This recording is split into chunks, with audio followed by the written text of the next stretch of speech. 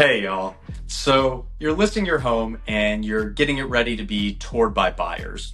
What are some things that you should do to prep your home before the showings? I'm Lou Gordon with Century 21 Revolution in Cambridge, and today I'm going to give you three general tips to present your home in the best possible light when it's time for the buyers to come. So, tip number one, you want to make sure to take care of those cosmetic repairs because in any market, it's important to present a turnkey property for a buyer.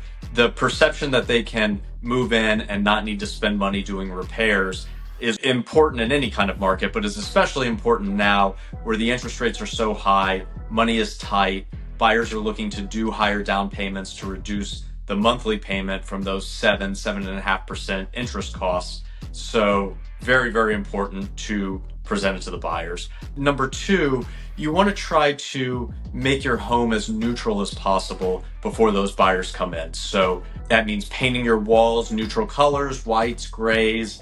It means if you've got furniture that is maybe you love it, but it's a little funky, perhaps swapping it out for some staging furniture.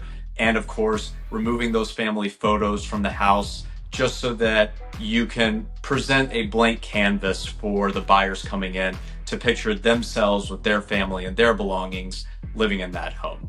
And then tip number three, along with those family photos, you want to remove your family from the house when the showings are taking place. So that means that not only are you and the kids heading out, but if you've got pets, take that dog for a walk to the park, take your cats on a nice scenic drive around the neighborhood while the house is being shown. It just contributes to this blank slate that the buyers can come in and picture their life in the house and not necessarily the life that you've enjoyed while you've been living there.